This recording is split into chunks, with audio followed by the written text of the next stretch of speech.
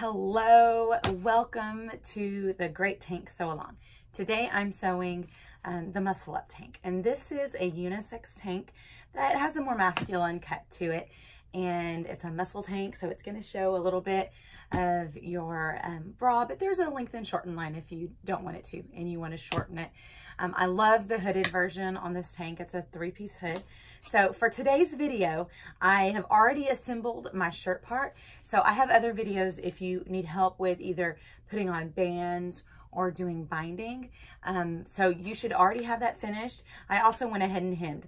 The only thing left to do on it is the hood. So I'm going to be demonstrating how I do the hood on this tank.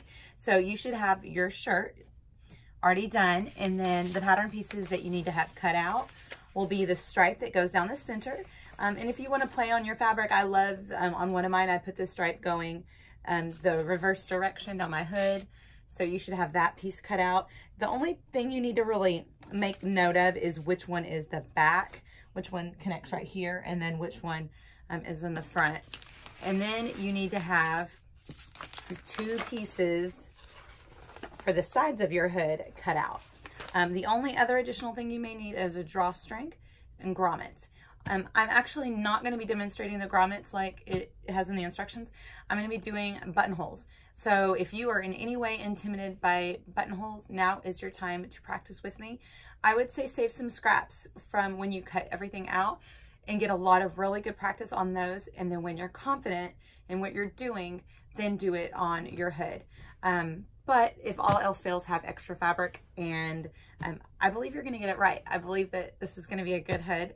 The reason I'm doing the buttonholes instead of the grommets is also because I see it in a lot of the ready-to-wear hoodies. It makes a very nice clean finish when it's just right here with the buttonhole. There's not the chance of ripping it out. If you sit there and yank on it or it gets caught on something, there's no chance of, like with a grommet can rip out if you don't put a patch and really reinforce it well. Anyways, let's get started. The first thing that I'm going to do is work on the buttonholes. So I'm going to go ahead and go over to the machine. Okay, I am at my machine and I've already threaded it. And then I took my presser foot off and I'm going to use my buttonhole foot. It looks like this.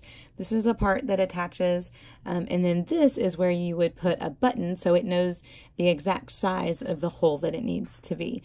And I just kind of gauge, if I'm not using it for a button, I'm just using it.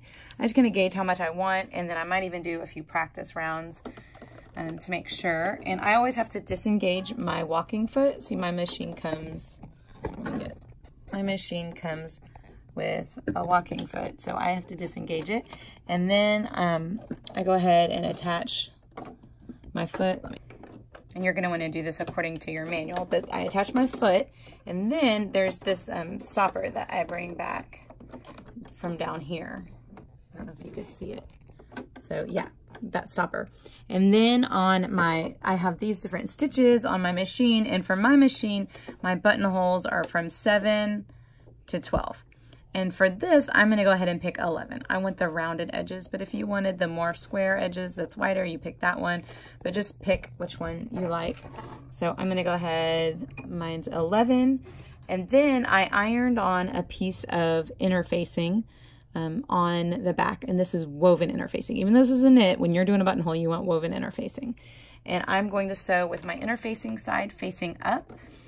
And you're going to start on one end and then just start sewing, and don't hands off. See, you let your machine, all you're doing is pressing your presser foot and you're letting your machine move the fabric. And this is where people struggle right here, is with buttonholes, is if it's easy to practice sometimes on scraps because there's not a lot for your machine to pull around. But when you put a whole garment and you're trying to do it, it's gonna, sometimes get a little caught. So that's why you want to do it as early in the sewing process as possible, because you want as little for your machine to have to struggle to pull back and forth through. And this is one of the reasons that we interface, the interfacing. Okay, and once it just starts going up and down, that's my machine tying off. And then just cut the threads. And there you have a wonderful buttonhole. And I don't really like the way my machine started on this one. So I think on my next one, I'm going to try number 10. maybe I'll do number 9. Anyways, so I've done my practice, and I like the way my practice looks for the most part. And so I'm ready, and I like the width. I think it's perfect for a drawstring to be able to fit through. So I'm going to now iron interfacing onto my actual hood, and we're going to be doing the buttonholes on the hood. Okay, so now you practice on your machine. Make sure you on your scraps. Make sure you like it. Maybe play, if you don't like the width, play with it and see if it's what you like. And then now we're going to do the real thing. Okay. Okay, I'm at my ironing board, and I have my 2 hood pieces, and this is the wrong side of my fabric is facing up, and I got my woven interfacing, and I'm just going to put it right over the hole that I have marked. And my hole is kind of, or it's not a hole, but you know, my marking. Make sure it's nice and dark so that you can see it through. You might have to remark it after you apply the interfacing. And I have my iron heating up, and I'm just going to iron this straight down. Oh, see, it came through on the other side. That's good. Okay, so I'm going to just apply this interfacing on here. This is the woven, it's like a lightweight interfacing. I always keep scraps of it around. And you just want to make sure it's nice and stuck on there. We're going to do this on the wrong side on both of our hood pieces. Our hood pieces should be mirror images of each other. And then I will meet you at the machine. Okay, I am at my machine. I'm ready to go. I'm going to go ahead and set my stitch. I decided on number 9. Oh, I need to do 0.9.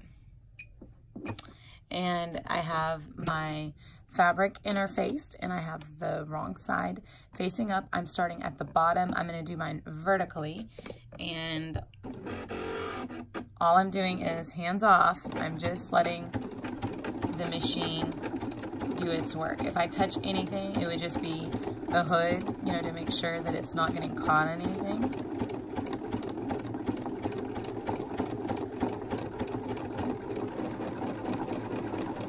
Do you ever hold your breath when you're doing a buttonhole? I used to, and now I feel more confident the more I don't touch it, the more I try not to help it. The only time I've ever had to really help mine get through a buttonhole is when it's really thick fabric and there's lots of tears. Okay, so I finished with this one, and I'm pretty happy with it. This stitch is a lot better than the one I'd practiced on. So this is what it looks like. You can see it did bunch up a little bit, but that's okay. So whenever I finish my hood, I will be ironing this casing over and under it like this. Do you see that? So I'm going to go ahead and actually tear off a little bit of this interfacing so that there's not interfacing in the part that I'm going to be folding under. It'll just make it kind of thick. And I really don't need it to stay in the garment on this side. So I'm just going to kind of tear that away and cut it off. Okay, and now I'm going to get your favorite seam ripper. So find whichever one is your favorite, and then get a pin, and you're going to put a pin in one end, put it all the way through, and then on the other end you're going to put your seam ripper,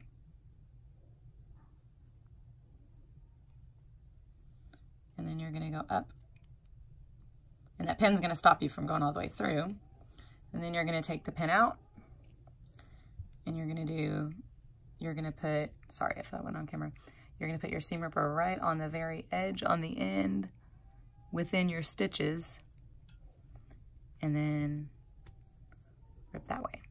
Okay, so now your buttonhole looks like that on the wrong side, and it looks like this on the right side. And again, you can remove, I still leave a little bit of the interfacing around it because I like to cut a larger strip just to make sure the machine has the interfacing under it to help it grip the fabric. But I remove a little pieces of it and just don't cut your fabric. I would cry if I accidentally cut my fabric.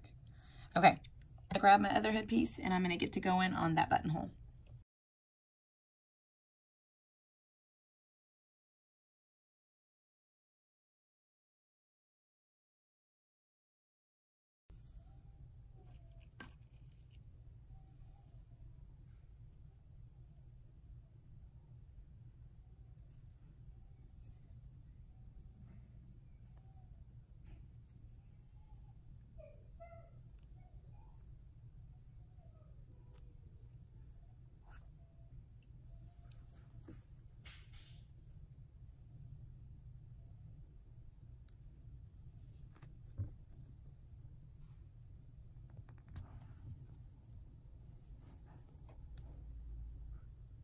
Okay, so now we are ready to sew the middle of the hood. Since it's a 3-piece hood, we're gonna sew the center. So you're gonna put it right sides together on top of one of your hood pieces. Make sure you've made note of which one is the back of the neck, and the back of the neck is going to match up.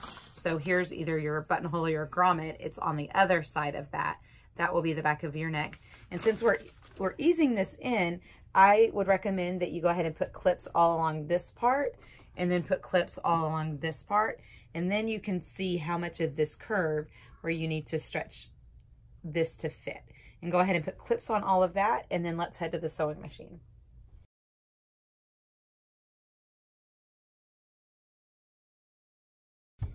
Now I'm ready to top stitch, and I'm just going to use a long straight stitch because of the fabric that I'm using. It's not a really stretchy fabric. If you're using a stretchy fabric, you're going to want to use a stretch stitch or your cover stitch to top stitch. But I'll just use a longer straight stitch, about between 3 and 3.5, and that will hold together just because this is not really that stretchy of a seam.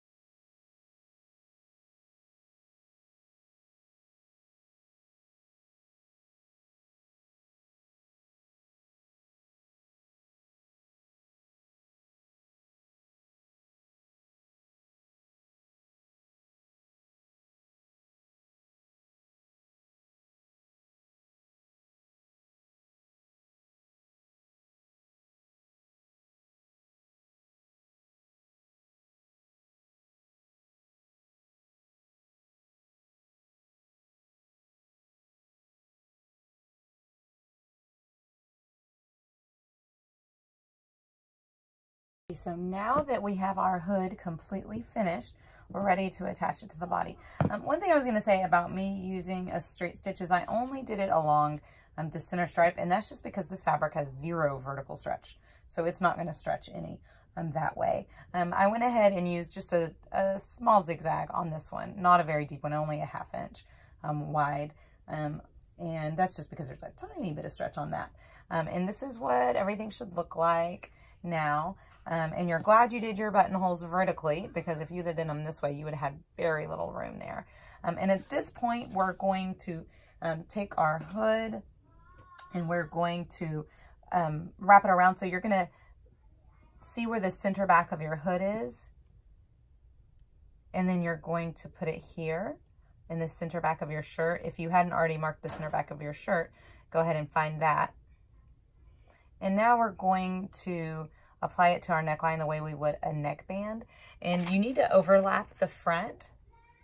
So you're going to, these two front pieces are going to overlap by 2 inches. So what I do is I just find where the center is, and then I put this 1 inch on this side of the center. So my center is marked with that blue line, and then I line up that stitching right there with that blue line on one side of the hood. And then I bring my other side of the hood around, and then I take it past 1 inch past the center as well. So do you see how I did that? So the center of the front matches with exactly where those centers, well, not those centers, but where that seam is on each of the hood. Okay, and then you can kind of tell. So is what you can do is you can either find the center between these 2 points, so you know how much you need to stretch, and then you're going to line all this up. It should fit very evenly on here, but go ahead and clip it so you have an idea of how much give you have, and if there's an area where you need to stretch. And then we're gonna go ahead and just serge this on, and then after we serge it on, we will put our drawstring through the casing. I always say that to last so I can try it on and see how much drawstring I want. And I also would tell you, when you're serging, to start your serging. I normally, whenever I'm making a shirt, I start serging in the back of the neckline. For some reason, that's just my usual place that I've learned to start. But whenever I'm doing this, I start in the front because that's the most important part that I want to make sure that I get lined up, is that center place, because I don't want the opening of my hood to be off. I mean, it would just really bother me. It's such a front and center place. So I'm going to start my serging right there, just to make sure that that's an area that I get straight. Okay, to the machine we go. Okay, and if I didn't mention it before, you want to make sure that your hood and your top are right sides together. And then now I'm at the machine, I'm trying to find my center front, and let's get sewing.